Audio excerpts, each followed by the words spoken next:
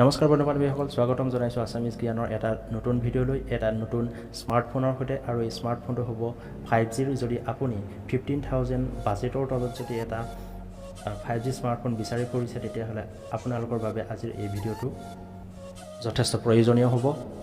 আৰু ডিভাইচটোৰ প্ৰাইচ কিমান হ'ব মই ভিডিঅ'টোৰ শেষৰ ফালে আপোনালোকক নিশ্চয় জনাম। আৰু এই 5G ডিভাইচটোৱে আপোনালোকলৈ কি কি অফাৰ আগবঢ়ায়, মানে ইয়াৰ ফিচাৰ কি হ'ব, ইয়াৰ তথ্য কি, সকলোবিলাক মই আপোনালোকক এই ভিডিঅ'টোৰ মাধ্যমেৰে জনাম। তেতিয়াহ'লে আহক পলম নকৰি ভিডিঅ'টো আৰম্ভ কৰোঁ।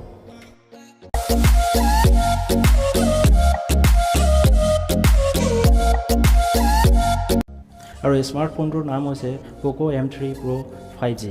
এই 5G ফোনটো Poco ইণ্ডিয়াৰ প্ৰথম 5G ফোন হয়, যাক যোৱা ফেব্ৰুৱাৰী মাহত লঞ্চ কৰিছে Poco ইণ্ডিয়াই। অপেন কৰাৰ সময়ৰ পৰা আকৰ্ষণীয় এটা স্মাৰ্টফোন, এডাল ডাটা কেবল, এটা 18 watt এডাপ্টৰ, এটা চিম ইজেক্টৰ পিন, লগত এটা বেক কভাৰ। আৰু ইয়াৰ দুটা ভেৰিয়েণ্টত ইয়াক লঞ্চ কৰিছে। প্ৰথমটো হৈছে 4GB ৰেম লগতে 64GB ষ্ট'ৰেজৰ, আৰু দ্বিতীয়টো হৈছে 6GB ৰেম লগত 128GB ষ্ট'ৰেজৰ হয়। Poco M3 Pro 5G স্মাৰ্টফোনটো Poco M3ৰ মানে এটা প্ৰ' মডেল হয়। আৰু ইয়াৰ ডিছপ্লেখন হৈছে 6.5 ইঞ্চিৰ ফুল HD প্লাছ ডট নচ ডিছপ্লে হয়।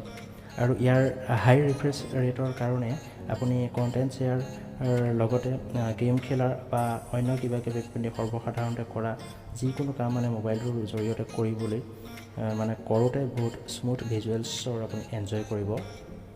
আৰু লগতে এই স্মাৰ্ট ডিছপ্লেখনৰ ৰিফ্ৰেছ ৰেট হৈছে 90 Hz, যি ছুইচ কৰি থাকে মানে অন স্ক্ৰীনৰ কণ্টেণ্টৰ বেচিছৰ সৈতে, যাতে বেটেৰীটোৰ পাৱাৰ ছেভ হৈ থাকে আৰু আপুনি অপটিকেল ভিউইং এক্সপিৰিয়েঞ্চ যাতে কৰিব পাৰে।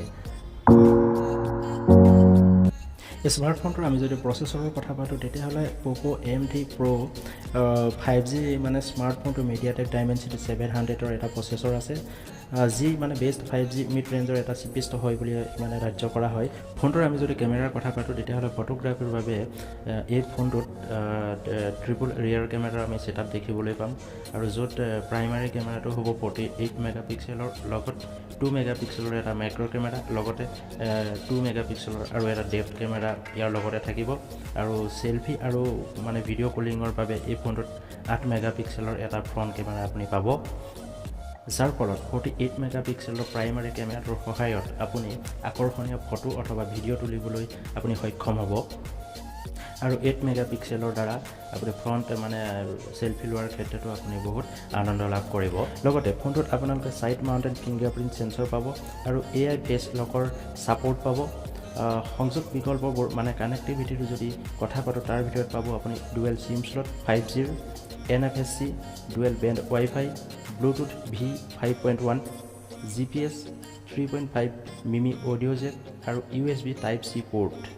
ফোনটোত আপুনি 5000 এটা মেচিভ বেটেৰীৰ সৈতে আপুনি লাভ কৰিব। আৰু 18 ৱাটৰ মানে ফাষ্ট চাৰ্জিঙৰ সহায়ত আপোনালোকে ফোনটো খুব সোনকালে চাৰ্জ কৰিব পাৰিব।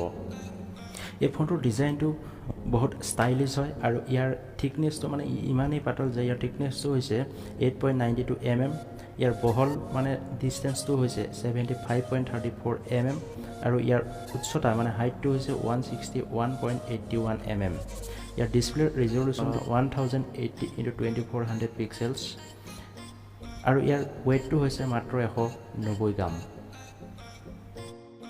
আৰু এই স্মাৰ্টফোনটো আপুনি তিনিটা কালাৰত পাই যাব। এটা হৈছে কুল ব্লু, এটা হৈছে পাৱাৰ ব্লেক, আৰু আনটো হৈছে য়েল্ল'। আৰু এই স্মাৰ্টফোনটো আপুনি যদি ল'ব বিচাৰে, তেতিয়াহ'লে আপুনি ফ্লিপকাৰ্টত এই স্মাৰ্টফোনটো পাই যাব। আৰু এই স্মাৰ্টফোনটোৰ 4GB ৰেমৰ আৰু যোনটো 64GB ষ্ট'ৰেজৰ যোনটো ভেৰিয়েণ্ট হয়, সেইটো আপুনি 14,499 টকাত আপুনি পাই যাব। আৰু আনটো হৈছে আপোনাৰ 6GB ৰেমৰ যোনটো 128GB ষ্ট'ৰেজৰ হয়, সেইটো আপুনি ফ্লিপকাৰ্টতে পাই যাব। আৰু ইয়াৰ প্ৰাইচটো হৈছে 16,499। আপোনালোকে 15,000 বাজেটৰ তলৰ এই 5G স্মাৰ্টফোনটোৰ বিষয়ে জানি কেনেকুৱা পালে কমেণ্ট বক্সত নিশ্চয় জনাব।